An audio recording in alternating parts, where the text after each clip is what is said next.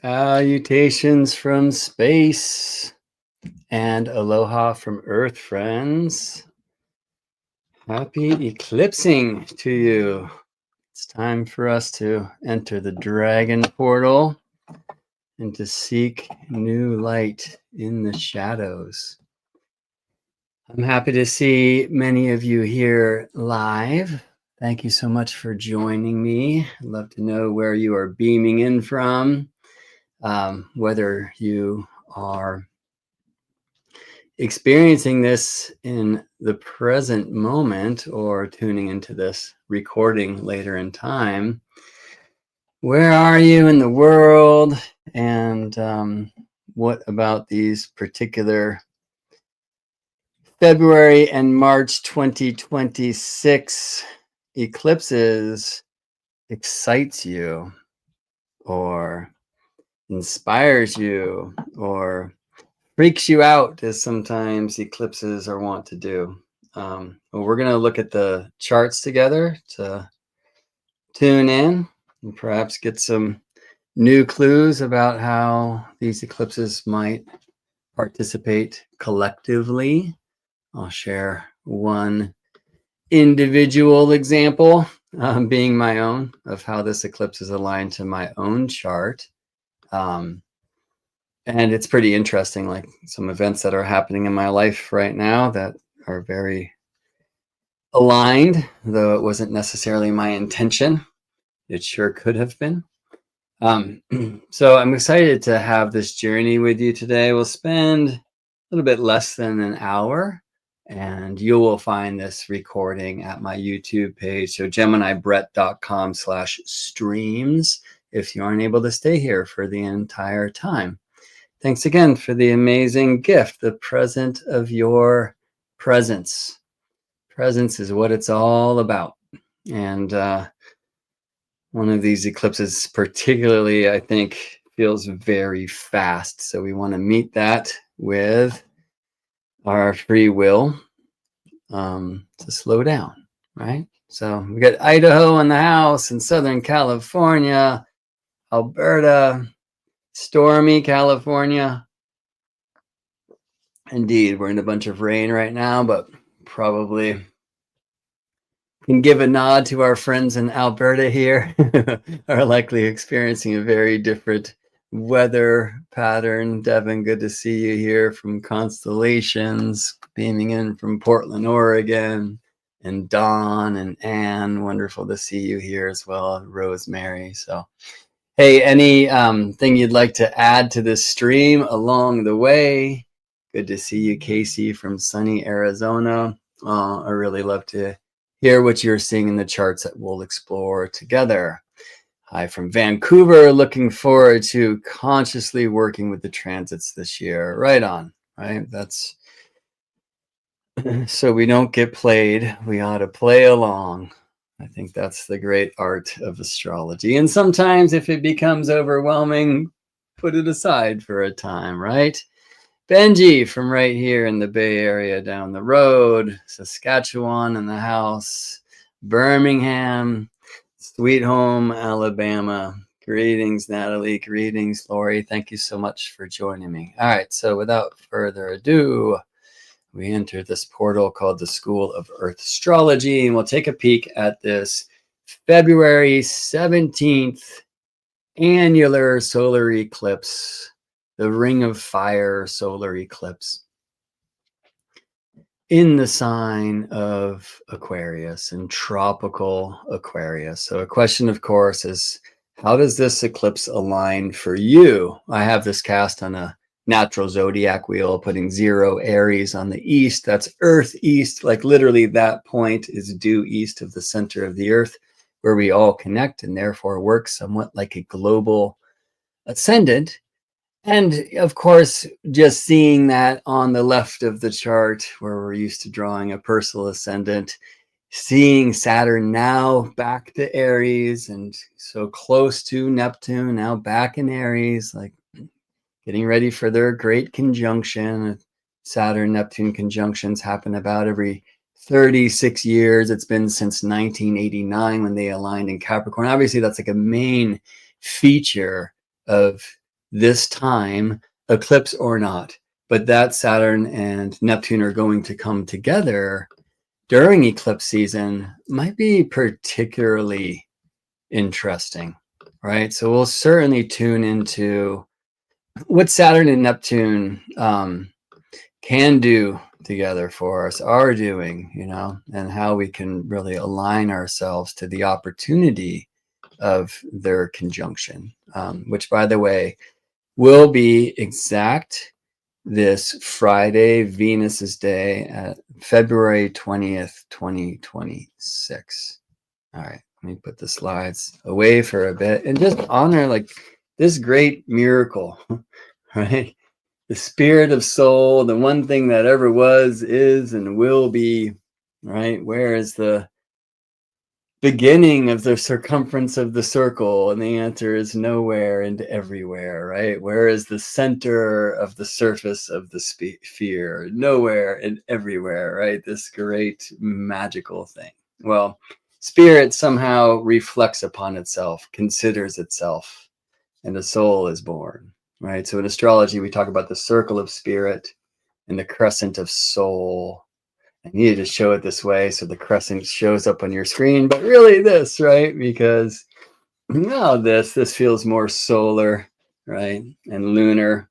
Like, what an amazing thing that we are living in an experience where the moon and the sun appear to be the same size in our sky, so that we can experience something like this, where the sun will rise before the moon, but since the moon is moving faster through the zodiac, right, during the course of their journey through the sky, the moon will occult the sun. And that we have this amazing experience of the opportunity of the moon fully occulting or totally eclipsing the sun. There are very few places in the universe where that is possible, we can imagine, right? And the astronomers will tell you this is some coincidence, that the sun is like 400 times the diameter of the moon, but the moon is 400 times closer to the earth, and so we can experience total solar eclipse. And I could go on and on like that,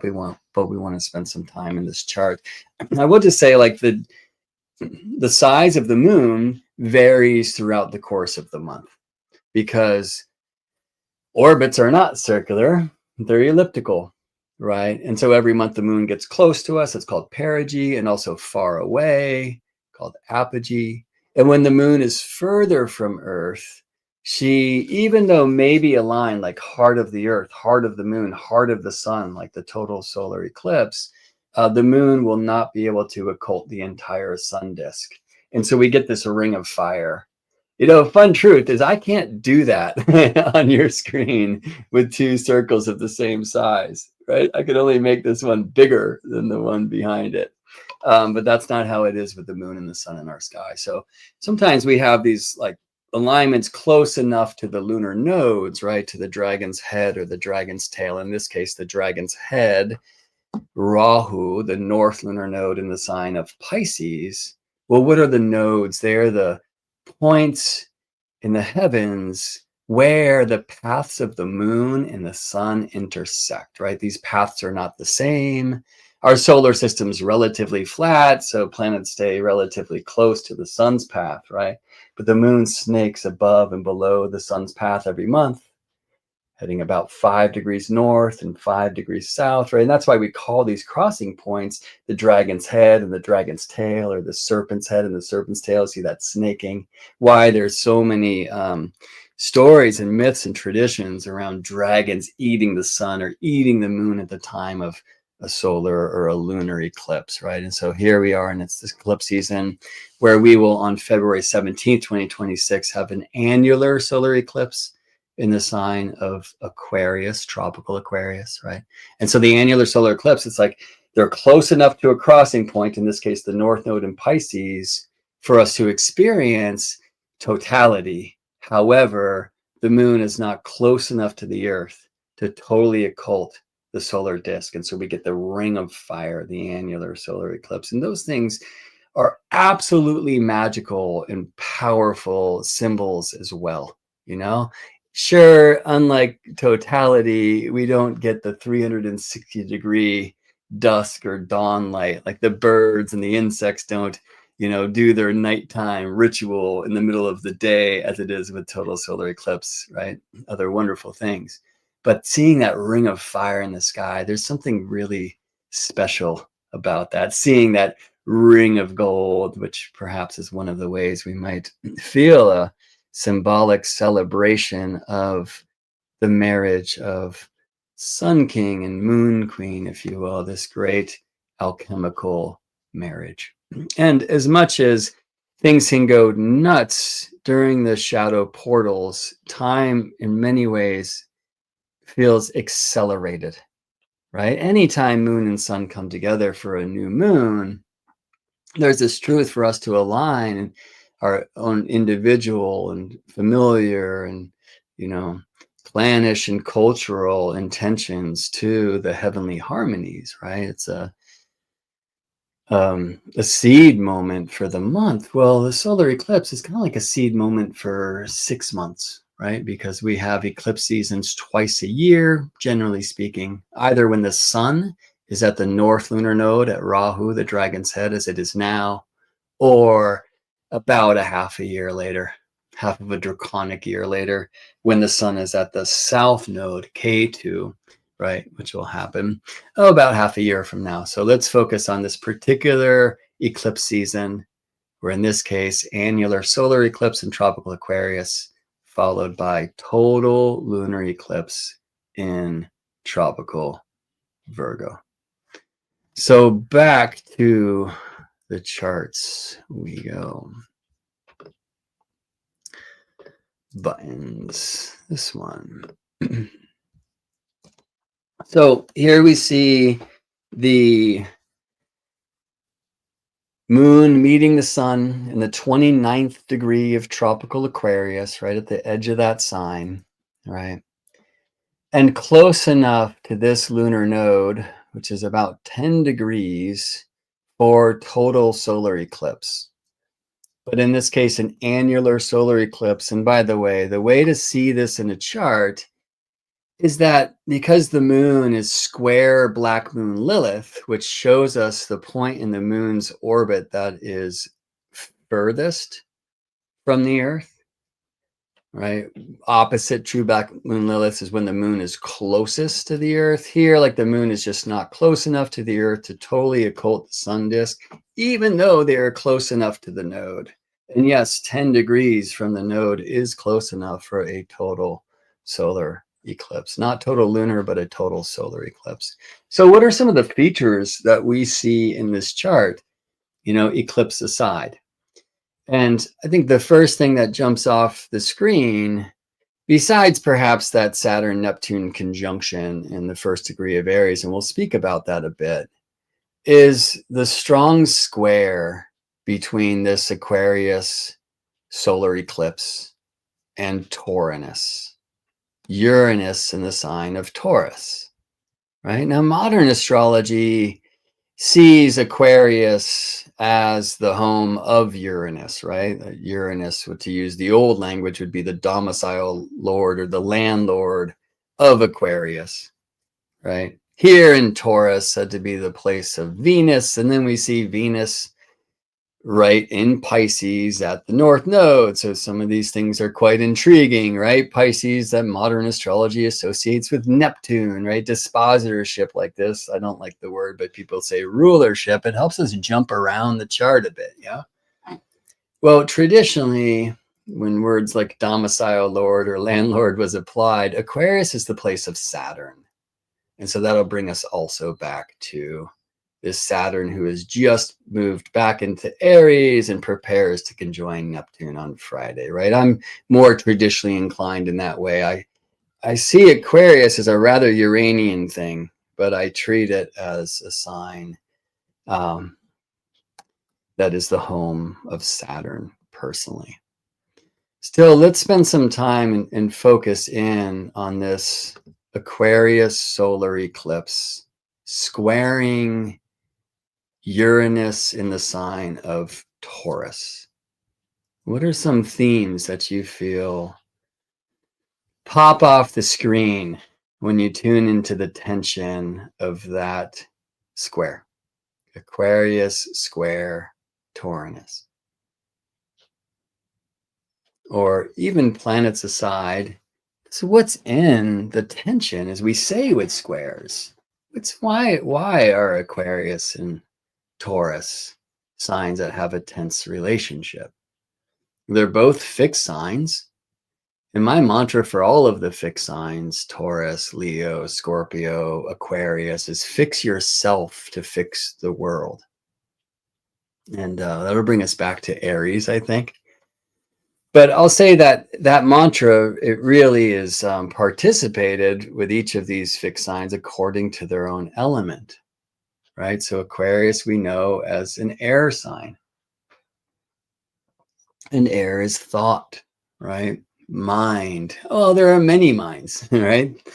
The brain mind, the thinking mind, the heart mind, the feeling mind, the water mind. And interestingly, we have this Pisces Venus at the Pisces North Node. When eclipses happen, pay particular attention to where the node is.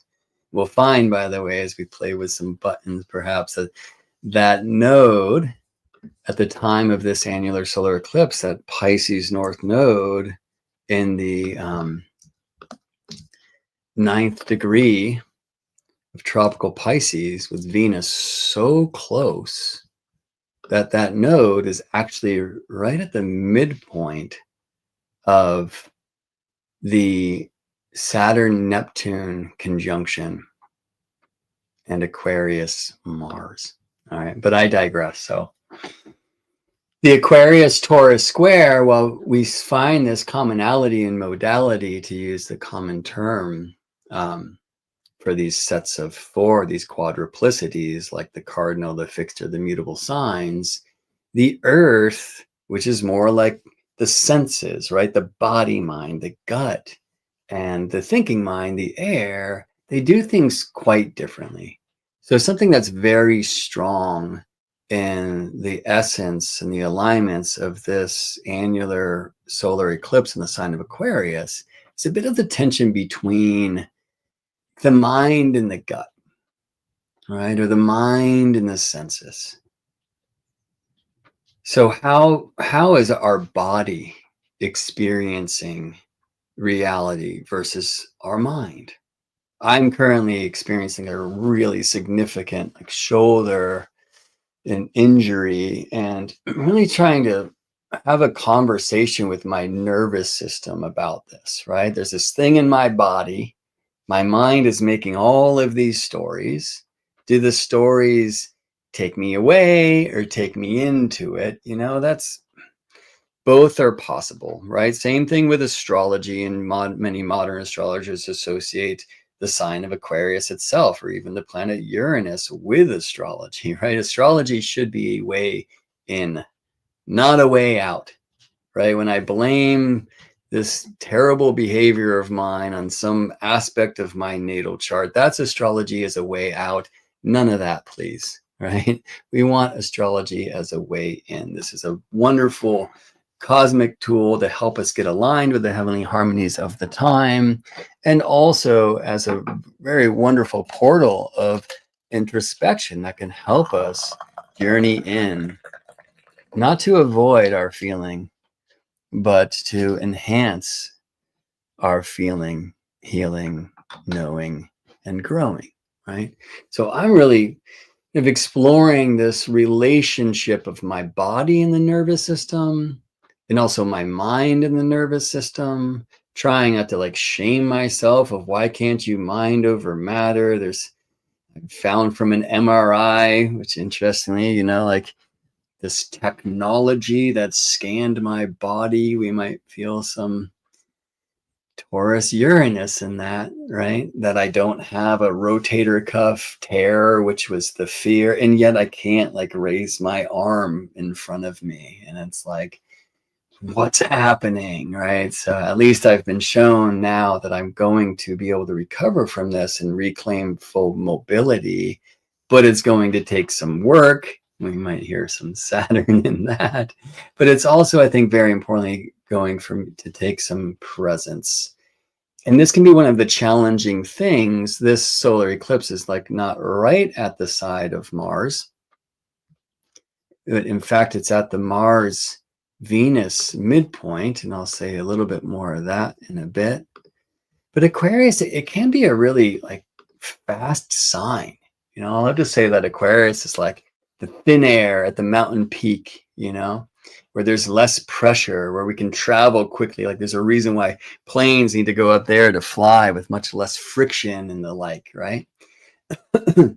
And sometimes when we get so far from the earth, we're getting far from the body, we're getting far from the heart and the feels, right? So we need to be careful of an Aquarian shadow sense of detachment, right? The world is going nuts.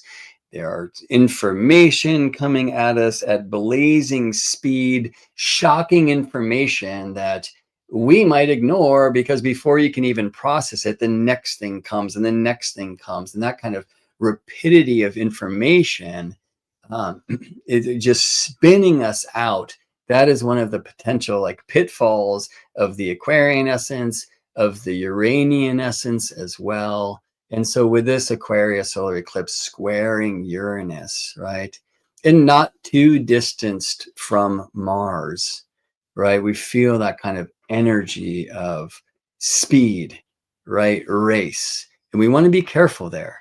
Mars in the sign of Aquarius, traditionally, there's a mutual reception with Saturn in the sign of Aries. And we want to feel into that a bit as well. But I want to show you that for some time now, the sun has been at the midpoint of Venus and Mars. I mean, for months. And they all came together in the sign of Capricorn.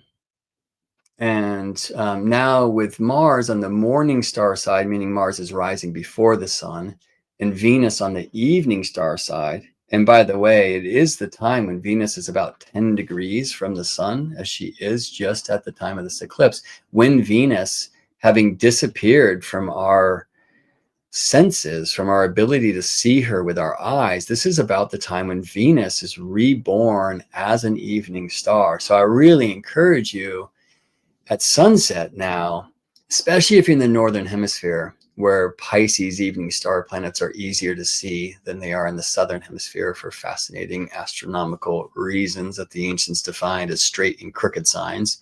I really encourage you to go out after sunset and to connect with Venus and see if you can find Venus and Mercury alike as evening stars in Pisces, right? This is, for me, one of the opportunities of Uranus in the sign of Taurus. There's something here in the marriage of heaven and earth.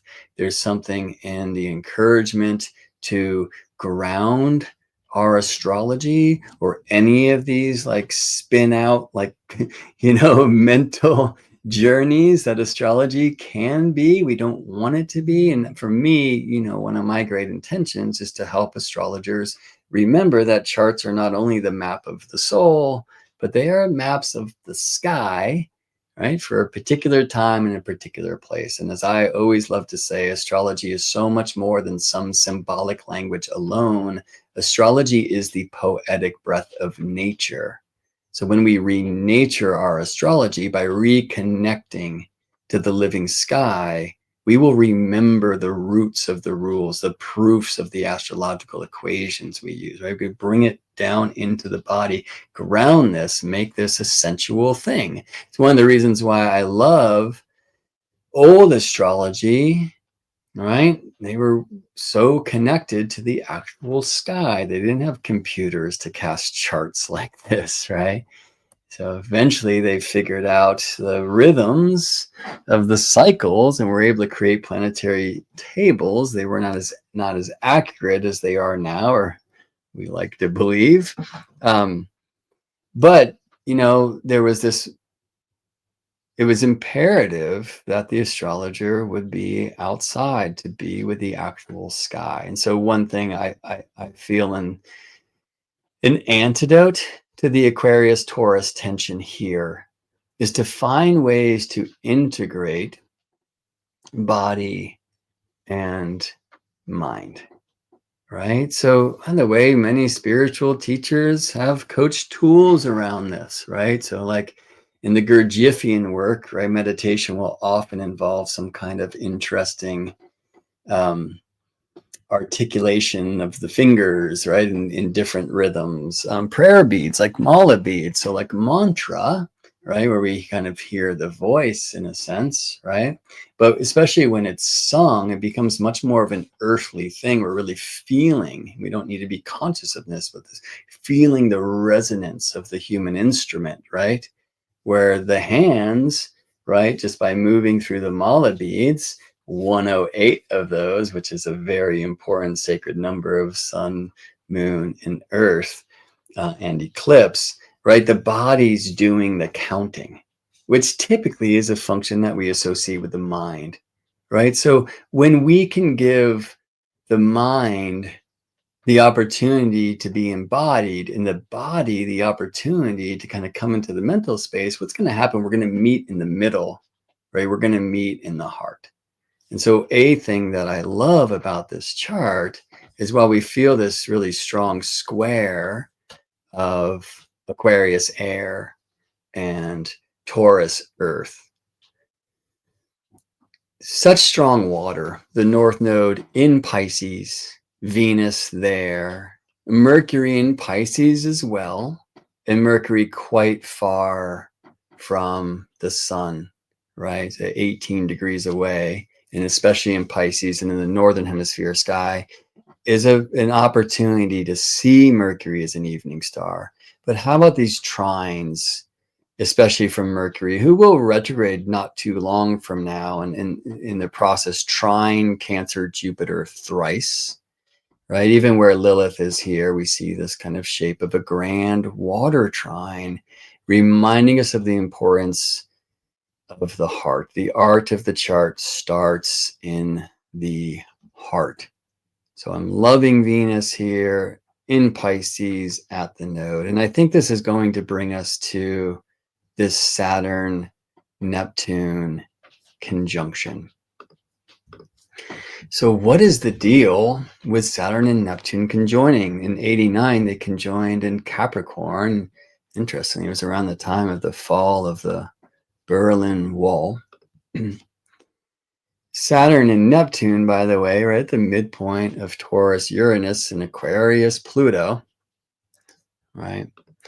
And they're at this world point, again, the zero Aries, Pisces Aries cusp of the tropical zodiac, not of the constellations or of a sidereal zodiac, but of the tropical zodiac. That cusp is due east of the center of the earth and works like a global ascendant. It's been thousands of years, literally, since Saturn and Neptune met at this very sensitive world point that can speak, like the east does, of new beginnings. Well, Saturn in so many ways is the framework and time and the rules of the game and other things that we might associate with structure. And Neptune is like structurelessness, boundarylessness, right? They are opposite in this really interesting way of form and formlessness. And so my hope, the wish, is that this will help us understand the form of the formlessness and the formlessness of the form, right? When we remember that, like we like to say, like the earth is the densest of the elements, right? And therefore it holds the water and the air, right? This cup actually isn't here, right? It's stuff that is vibrating, but just vibrating slowly enough that I can drink tea from a cup. And you and me are like that too. And the planets and the spheres and the fruits. I mean, this is an absolutely wondrous thing. And what if we're able to make some further breakthroughs around that? Like when we consider that a cup or this chair that I'm sitting on, though it's squeaky, isn't really here. It's just weird, and I need to run away from that. It's kind of like a scary thing, right? But what if we run into that? What if we find in that truth the ability of the alchemist, right? The truth that if form itself is in a strange way formless, right? Though what we will find is we look into this, like structured thing, and you go deeper with the microscope and it's completely chaotic, but you go into that level and there's form, and to that level it's chaotic, right? Like overall you get this beautiful kind of mandala of sacred geometries, right? Whether we're going in or out or looking into the small or the huge, right? There's something here.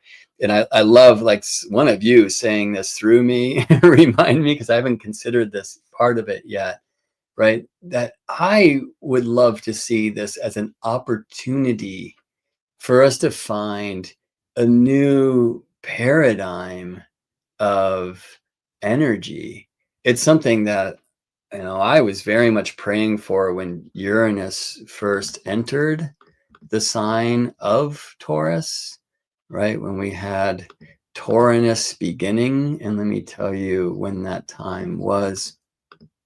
Uranus first came into Taurus on May 15th, 2018, back into Aries for some unfinished business on November 6th of that year, and then into Taurus to stay for a bit on March 6th, 2019. So all the way from then until July 7th, 2025, which is when Uranus first came into Gemini, but then hit the brakes, turned around back into Taurus for some unfinished business on November 7th, 2025.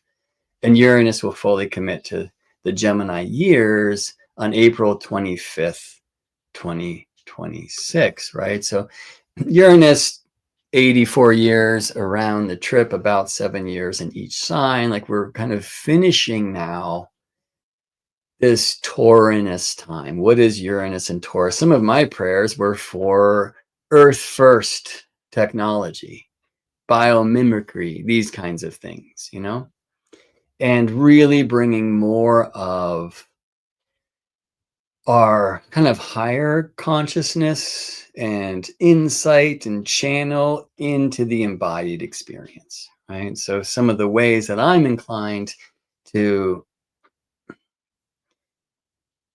practice ancient rites to help me kind of marry the heaven and the earth and come into the body is learning and sharing the astronomical side of our craft, the musical harmony, which is a sister science of ours, the sacred geometry, which is a sister science of ours. Like they're very key. And that Saturn and Neptune will meet in this month, right? Seated by an Aquarius solar eclipse squaring Uranus, I think is absolutely key, right? This potential new paradigm of formless form in the form of the formless, or whatever this thing may be. And again, at the 0 Aries point, at the East point, it is like such a statement of a new and blessed opportunity for beginning.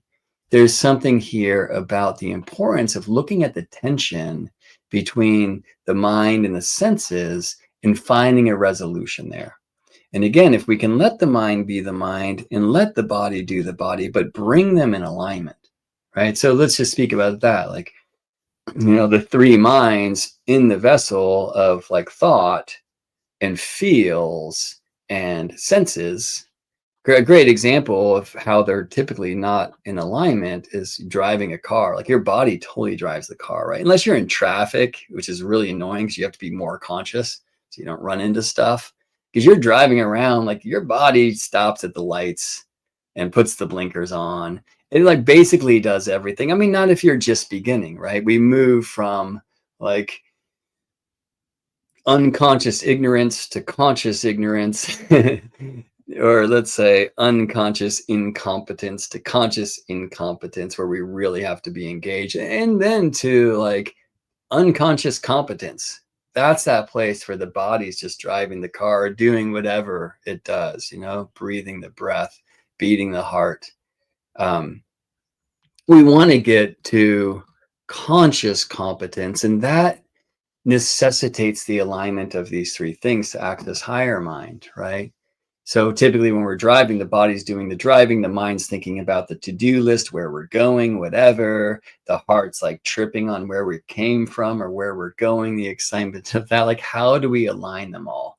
So this is a really powerful time for having an embodied practice. I think for me, it's like drumming and toning, right?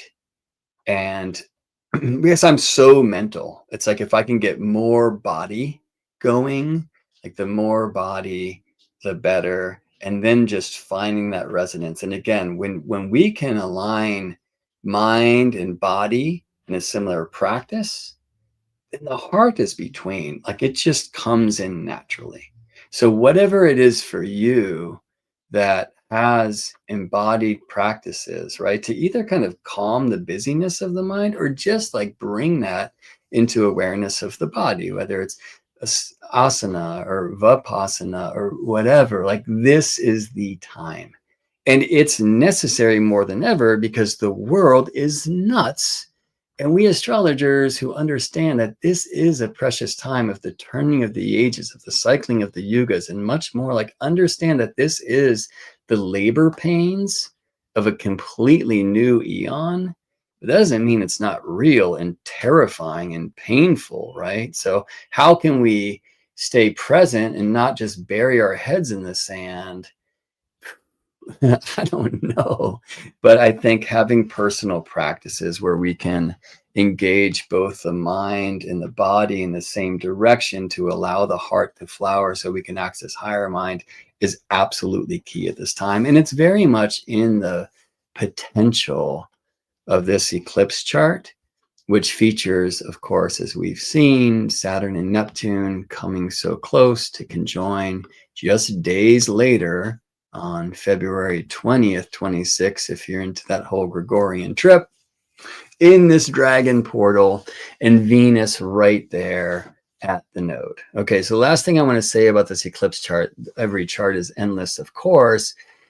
With the grand water trine, remember your tenderness, allow the heart to lead the way. Remember that the art of the chart starts in the heart. And the amazement of things like astrology, do not lose the plot of your consideration, right? And like conscious attention to tender authenticity, vulnerability, right? And empathy.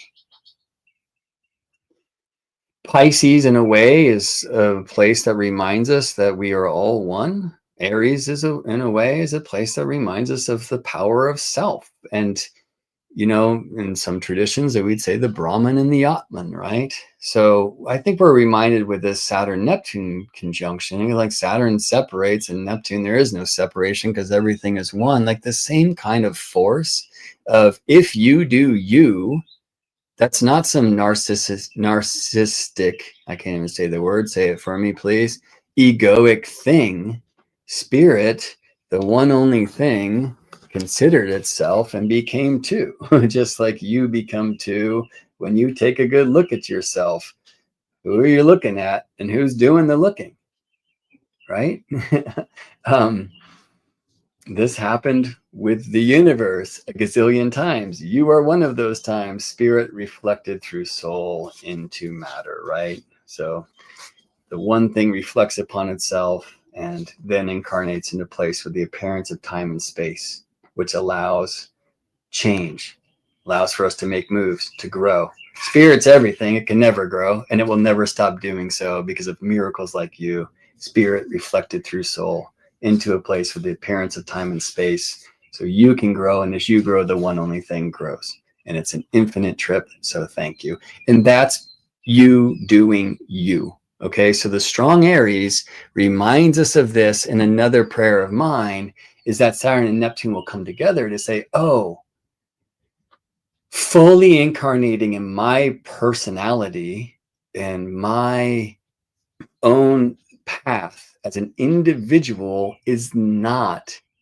egoic. It is not narcissistic. Like my way to return to the truth that we are all one, the one, is by focusing on one thee, on one me, on one ray of the spiritual light.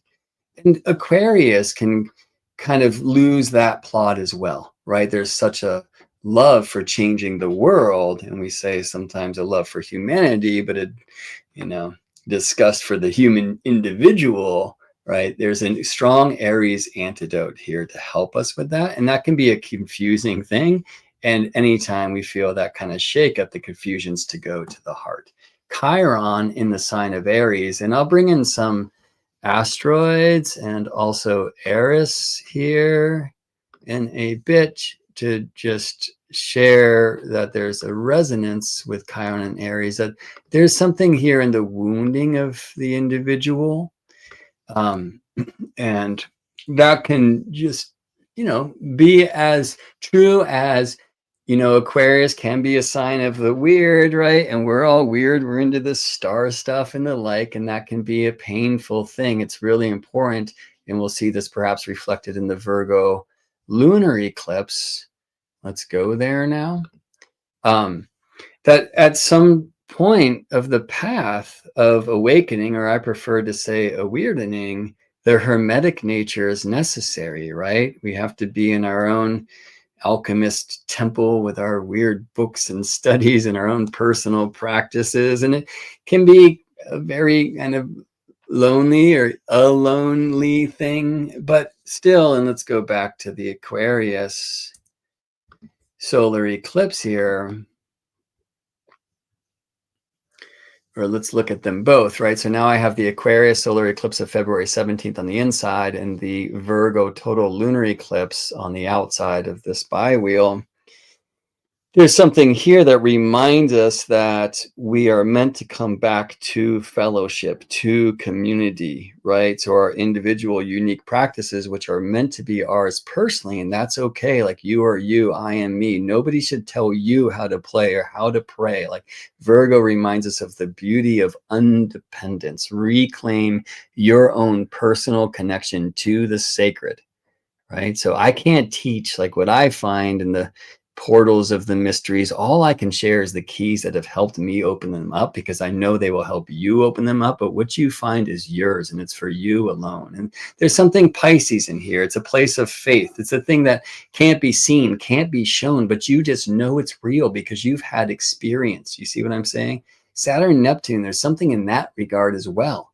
It's okay to experience far out things, and it can be something that stimulates the pain of being alone. Because like, even if you and I, as an example, go to a wonderful show, right afterwards, as we try to explain why it was wonderful, we might find how different we are and the impossibility of communicating, because you have your language and I have mine. You see what I'm saying? But very importantly, right, the Hermetic path is part of the awakening or the awakening, but we are meant to come together in fellowship. And when we do, and this is part of the Saturn Neptune key too, is we find that aligning our individual intentions with universe, or whatever you may call this, is so powerful. And astrology is a wonderful tool to help us do so. But when we do this together, when we do this as collectives, right, we can make even more magic, right? When you explore the mysteries of the universe explores the mysteries of you. You are, in a sense, one and the same. But when we do this as a collective, just as, a solar system of planets versus one planet, right, there's more opportunity to realign. And also, as above, so below, as below, so above, participate with the heavenly harmonies. We're not only audience members of this celestial symphony, we have instruments in our hands and we can jam. And it's one thing to play alone, it's a whole another thing to form a band, right? So constellations of stars, community, collective, also so important when we look at this Aquarius solar Virgo lunar eclipse timing. All right, when the Virgo lunar eclipse chart, and let me go there alone. Notice that now the sun is so close to that Pisces node. Mars comes into Pisces, right? Venus at her exalted degree, which is the 27th degree. That means 26 plus, right? The sun is now trining that Cancer Jupiter. The moon is sextile that Cancer Jupiter. They form what we call the wedge, right? Like this is powerful and profound, significant water here. We find that Saturn has now passed Neptune by, but still super close in their dance, right? Saturn on the way to sextile Pluto as Neptune will down the road, and let's kind of be here now. But we find the importance of compassion, empathy, right? And it's so fascinating to consider, like, well, in my empathy for the world, which can just like completely drown me, especially when the world is a mess like this, right? How can I hold any of that, let alone all of it? Well, I think really important, compassion is born through passion. So as we step into the authenticity of our own emotional experience and expression, which is a vulnerable thing, our compassion is much more authentic, right? It is not just some sympathy, but it's an empathy. And though I might not be going through the same thing that you are, because I've been through mine, I can have some love for you as you're going through yours. You know what I mean? And for us to connect those kind of rivers, not only our tears and pains, but our pleasures as well, it's very important. So I'm seeing something just in this key of the collective born through the power of the individual. Again, knowing that each of us is not some little piece of the thing. This is not about sums and adding all souls to get spirit. It's about products, right?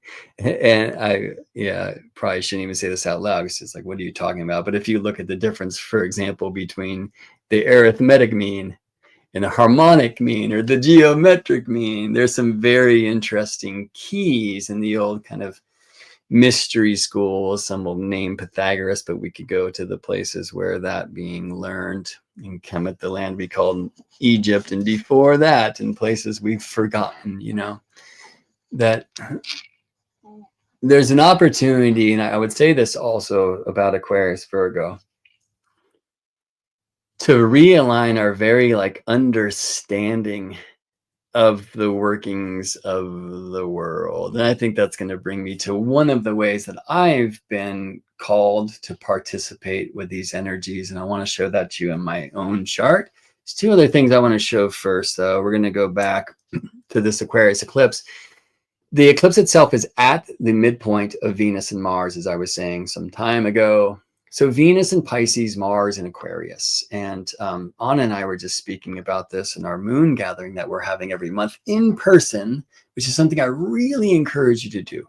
Anna and I are hosts of a wonderful collective of mystics and star students like yourself. Many of you are in constellations. I'll say more about constellations in a bit, where we can connect nodes all over the globe through the World Wide Web and align our intentions and share wisdom. And it's wonderful. And I think it's also so important at this time, maybe more than ever before, for us to have that human connection, to sit in the same room, to hear the beating of each other's hearts.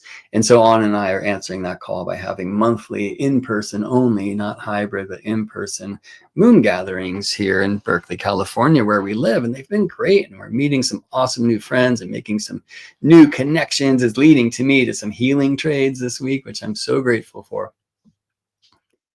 The thing that we were speaking about there is like how Anna and I are wired so differently, right? Like I'm so mental and working on it, and the astronomy and the sacred geometry and other practices of embodiment, the drumming, like it really helps me, right? It's weird to me, but when I look so far away at the stars, it helps me become a human being and an earthling, because I feel more and more like where I'm looking from. My journey is to open Earth's eyes through my own to the heavens that embrace her and all of us, you see.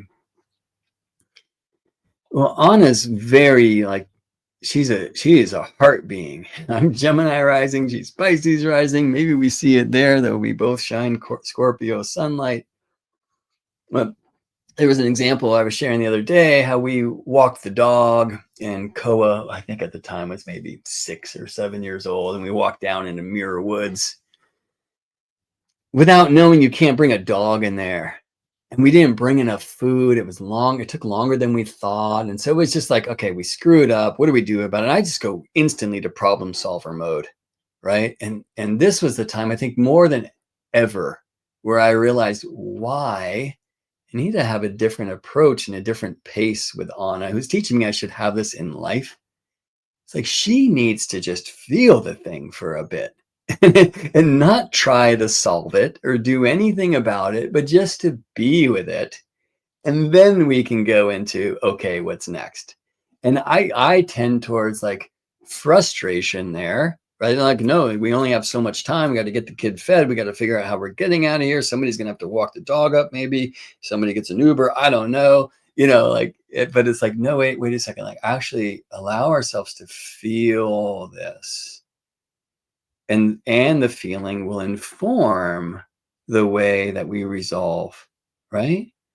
Now, the mind is a beautiful thing too, right? But if we at least allow ourselves to have that feeling by slowing down, being present, really sensing the moment, the body, right? Then these things can align and access the higher fire, which is also right here in the hara and the place of our own will, right? And that, look, that's in every chart ever, but it's very significantly aligned in this Aquarius solar eclipse chart, the seed moment of the dragon portal, and also the Virgo, right? So South Node in Virgo and a South Node total lunar eclipse in that sign, fully reflecting Pisces light with strong water here, reminds us of the importance of our own personal practices, right? So what is it that brings you into your communion with these sacred? I think that's the best way to access the powers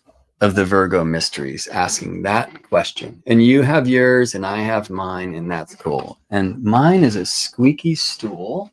So I'm straightening that thing out because Virgo also reminds us to cross our T's and dot our I's, and Pisces should have a strong compassion for the others. Y'all don't want to hear a squeaky chair? My bad. Hopefully this helps. And now I'm a little bit more fluid as well. Right? Okay, so tenderness is going to be a key, and looking at kind of the spirit of tenderness, but reflecting in the soul of our own personal practices, coming into the body, the leaf, Virgo, that reaches for the light, that does the inner work, that feeds the thing, right? There's a service orientation here, but that strength of the Aries, Saturn, Neptune reminds us also to not lose ourself in our calling to participate with the collective, right? So the Aquarius seed, the strong Pisces energy, right? Cancer, Jupiter, called to nurture, to give, right? But we can only give in strength when we ourselves allow our cup to be filled, right? So we don't want to just drill a hole in the bottom and like drip on people because we feel guilty for receiving grace, right? We want to like receive in total, so then the cup can overfill and there's a beautiful warm cascading around the rim, right? So making sure that in this call to serve and to connect with the whole world, as wild as that can be, we do this by coming more into the fullness of self. I think that's very alive in these mysteries. Okay, so how does this eclipse align for you? How does it align for me? How do these eclipses align with one another? Right? So I always just think of it kind of like an Aquarius seed and a Virgo fruit. Right? How do those things answer one another? And there's something about the collective and the personal. For me, Gemini rising with an Aquarius midheaven, I can either see this solar eclipse, which is the middle ring here against my own chart, the inner ring, my nativity, in the ninth whole sign of learning, teaching, studying, astrology, divination, pilgrimage, spirituality, journey, and much more. And by the way, the highest part of the chart, the midheaven, is not. The highest part is square to the ascendant. So where the node and Venus are at the time of the solar eclipse, and then maybe even more so on the other side where the sun is at the time of the lunar eclipse, right? There's something for me about ninth and 10th. And one of the things I am is a teacher. Well, look at this lunar eclipse. That's the outer ring here. So the Virgo lunar eclipse down here at the bottom of my own nativity, right? It is at the well, right? The ancient ones I see there at the bottom of the chart. But it's also so significantly aligned to my own Virgo Venus, right? Well, I'm going through interesting personal experiences that I can totally see in that resonance. But I'm also, and I wasn't considering this as an alignment of these particular eclipses in this dragon portal, but I'm realizing like this is the perfect way for me to share ancient, buried, rooted rites of sacred form and practice that can really open consciousness and align us to collective consciousness. So sacred geometry for astrologers, which fascinatingly, and I think very importantly, I will be sharing at Synchronicity University, a wonderful place pioneered by the great astrologer and embodied human being called Nadia Shah. Nadia and I recently had a great conversation about this and the current times at her YouTube channel. I'll try to put a link to that conversation in the description, but you could search Nadia Shah, Gemini Brett, Sacred Geometry, and you would get right there. If you type in this URL, geminibrett.com/sacred, you will head over to Synchronicity University, where if you sign up before February 28th, you can choose your own tuition rate as low as $25 for 5 classes, which is absurd, but it's so wonderful to offer these teachings at a more affordable rate, right? So hopefully everybody can get aligned. And I think the maximum value you could choose, and if you've got it like that, I sure would appreciate it. We got a baby to feed, I think is $250 for the 5 classes. So choose your own rate goes away on February 28th here in this eclipse portal. But I hope you'll join me. I've found, speaking of synchronicity, though there are, of course, times in our life where the pains or the heartbreaks or the loss or the accidents or the grief, and, some of that, especially that word accident, feels somewhat alive in the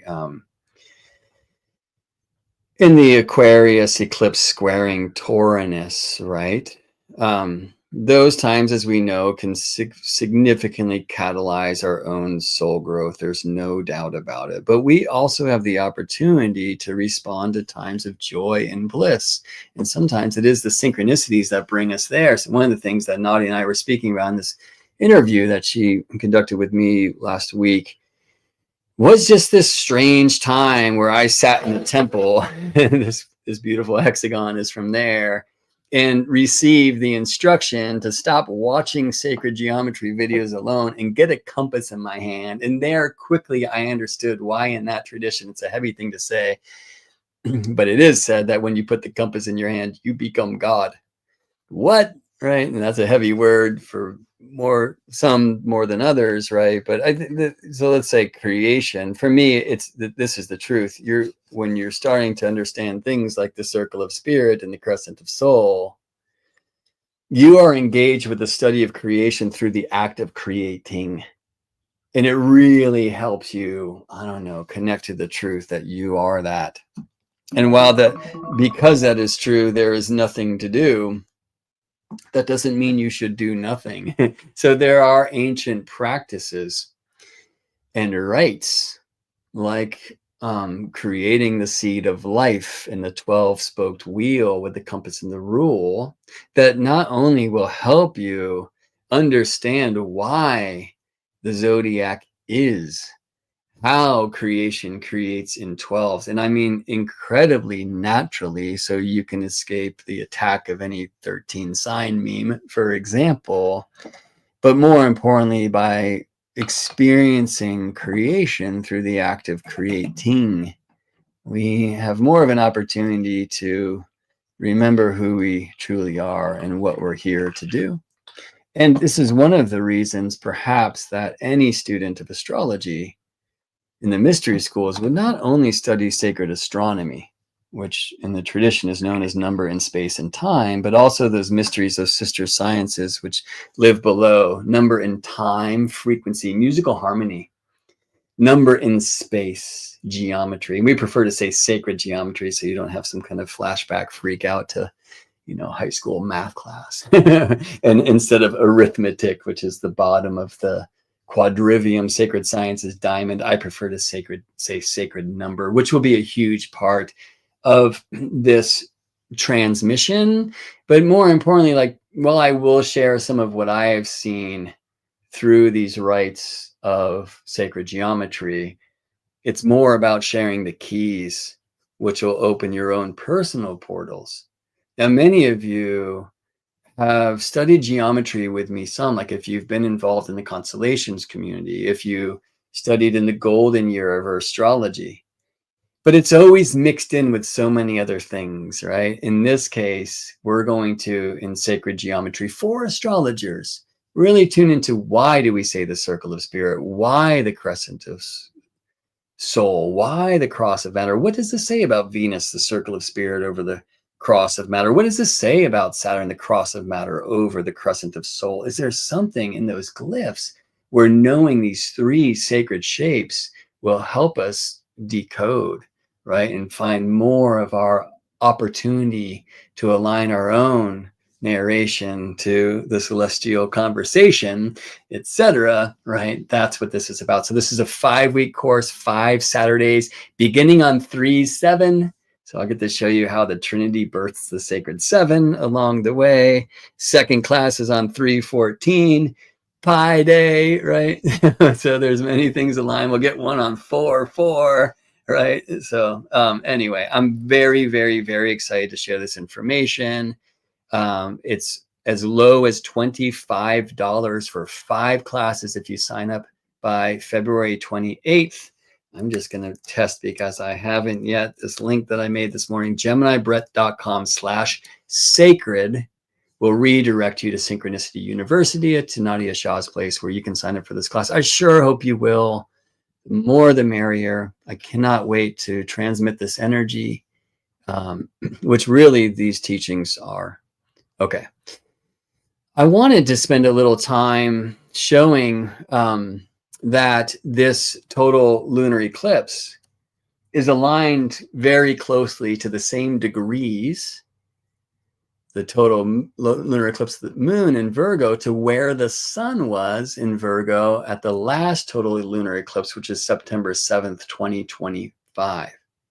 But I think I will have to do that another time. Look at Saturn in that chart, by the way, and look at where Venus is in the inner circle for the March 3rd, 2026 total lunar eclipse in Virgo, right? So it's often like this. There's an eclipse of the current eclipse season, which will reactivate an eclipse of the previous eclipse season. In this case, it's the March 3rd total lunar eclipse in Virgo, reactivating the sun moon signature of the total lunar eclipse in the sign of Pisces on September 7th, 2025. Look back to what was happening in your life at that time. It would not be shocking if you made a decision to shadow something to bring new light now. Look also back 19 years, because you will find that the coming March 3rd, 2026 total lunar eclipse in Virgo is within 6 arc minutes of a total lunar eclipse in Virgo, March 3rd, 2007. This is the 19-year cycle that's now named after Meton, the Greek astronomer. So the Metonic cycle, even though it was well known about by many who preceded, it's intriguing to see, for example, Mars in Aquarius back then in 2007, right where Pluto will be now. I could go on and on like that, looking at where Saturn then in Leo and Neptune in Aquarius, exactly opposite 19 years ago, right? Now they're conjunct. We can go on and on and on, but there's a lot of treasure to find here, especially if you explore how this works in your own chart and in your own life. And by the way, if you'd like to do that with me, let me make sure this little sneaky discount hidden link is alive. you can type geminibrett.com/shadow and do a 1-hour session with me where we'll focus on eclipse and eclipse cycles for $108. Right? Again, 108, a sacred number of sun, moon, and earth. So geminibrett.com/shadow will get you there. Let me put that in the chat. I would love to be able to tune in with you for how these eclipses are working with you in the eclipse cycles to which you were born and more. I will also, while we're at it, type geminibrett.com/sacred. That's where you can choose your own price before February 28th in this eclipse portal to study the cosmic keys of sacred geometry with me. By the way, when you go to the Synchronicity University course, you'll also see that my last course I taught there last year, Cosmic Keys of the Heavenly Houses, which is a wondrous journey, 5-week course as well. You can also add to the cart for $25. It's like a ridiculously small amount for the huge amount of information you will receive. If you're good at doing pre-recorded video classes, add that one. For the sacred geometry, I sure hope you'll be able to make it live. And by the way, I'll give transmissions, but there'll also be lots of home play. Go do this, go draw circles, draw the seed of life, birth the crescent of soul, learn how to draw the phases of the moon, what is the cross of matter, things like this. And it will just be an opportunity to really, again, study creation through the act of creating. All right. 18-year eclipse cycle is a very important and wondrous thing to consider as well. So in 2008, we had eclipses that belong to the same family of eclipses as those we are experiencing now, especially the lunar eclipse. I wanted to show here an interesting thing, which is that Venus at the North Node during the Aquarius solar eclipse tomorrow is aligned with Pallas Athena, who often speak of as strategy, and Mars is aligned with Vesta, who is so much about the temple of the body. So I really appreciate that this eclipse at that Venus-Mars midpoint, I was speaking about that before, of like, don't just think, don't just solve the problem without feeling, right? There is an interesting, not contradiction, but support for these two planets where the Venus and Mars, the inhale and the exhale, some like to say the yin and the yang, right? Like where they can meet one another in this sacred shape that they're forming, by the way, 20 degrees, which is, a beautiful place in the harmonics, the 18th. There's something in the sacred community through relationship that's in that harmonic or in that fraction of the zodiacal circle. There's an opportunity for them to really get one another here. And as I mentioned before, Chiron also at Eris and Ceres, right? There's something about that initiation of aloneness that reminds us of sometimes when something's taken away from us and we feel alone. And instead of like raging and burning the crops, right? How can we utilize that opportunity to really know thyself? It's very important. I would suggest that Ceres and Proserpina, who you might know as Demeter and Persephone, bird the Eleusinian mysteries, which feels very much to me like a Saturn-Neptune thing at the end of their initiation. Eris, how do we feel uninvited, right? So again, you're not alone. You're a freak, but so am I. And so are we, right? Here are some asteroids in Eris in the lunar eclipse chart, which I don't have time to speak to right now, although look at Sun at Pallas Athena. Those charts together with some asteroids in Eris, so you can pause this and spend some time there if you would like. And I'll just say that at geminibrett.com, where you can book a session with me or donate if you'd like, buy me a cup of tea, look at some other courses I have on the map. Don't sleep on that community button, or you can type in geminibrett.com/constellations to get there quickly. Learn about constellations. You can sign up for $22.22 a month and leave anytime. But as soon as you do, you'll have access to like 7 hours of eclipse and eclipse cycles master classes. So if you want to tune into that stuff, take advantage of joining Constellations right now, and you'll have access to a library where we've journeyed from the sun all the way out in the moon and Earth, all the way out to Uranus, and we'll continue to Neptune and Pluto and then Chiron the months to come. But don't sleep on the bonus classes for those of you who are in constellations or who would like to join us in constellations. All right. Thank you so much for spending some time with me. Here we are, deep diving into the mysteries. May each and every one of us individually, and therefore seed collectively, the opportunity to find bright and beautiful sacred light in the geometry of these shadows. Earth astrology, friends, it begins on Earth. The art of the chart starts in the heart, and that lives in the body. So presence is so key.